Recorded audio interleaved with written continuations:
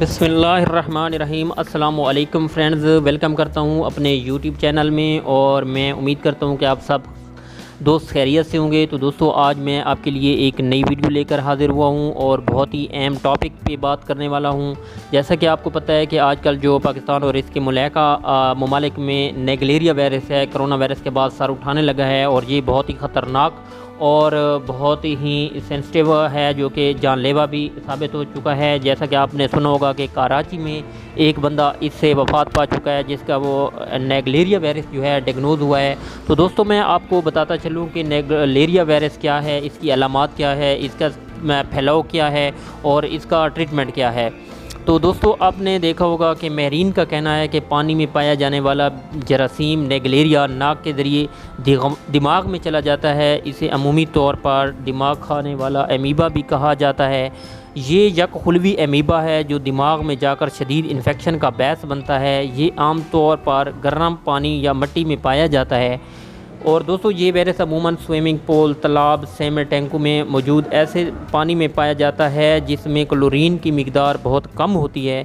शदीद गर्मी में भी नेगलेरिया की अफज़ाइश का सबब होता है।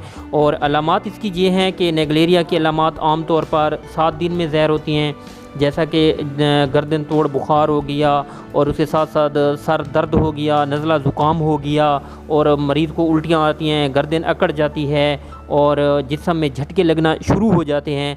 तो ये इसकी तमाम अलामात हैं। तो दोस्तों, इसकी एहतियाती तदबीर पे चले जाते हैं। तो मैं आपको बताता चलूँ कि एहतियाती तदबीर में तमाम आबादियों में ज़ख़ीरशुदा पानी जो है उसमें क्लोरीन का इस्तेमाल ज़्यादा किया जाए और अपने पानी को ढाँप के रखें ताकि वो वायरस से बच जाए और फंजई से बच जाए, फंगल से बच जाए और बैक्टीरिया से बच जाए। तो ये सुन्नत भी है और आपकी सेहत के लिए भी अच्छा होगा, जिससे आपके जो ब्लड है वो भी ठीक रहेगा। आपकी तमाम जो बीमारियां हैं वो पानी से फैलने से बची रहेंगी।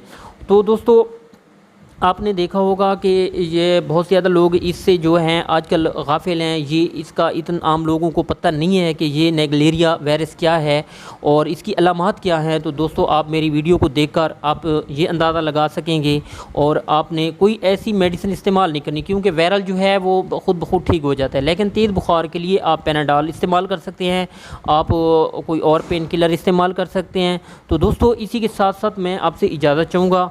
अगर आपको मेरी वीडियो अच्छी लगे तो ज़रूर मेरे वीडियो को लाइक करें। अगर आप नए हैं तो ज़रूर मेरे चैनल को सब्सक्राइब करें। दुआओं में याद रखें। अल्लाह हाफ़िज़।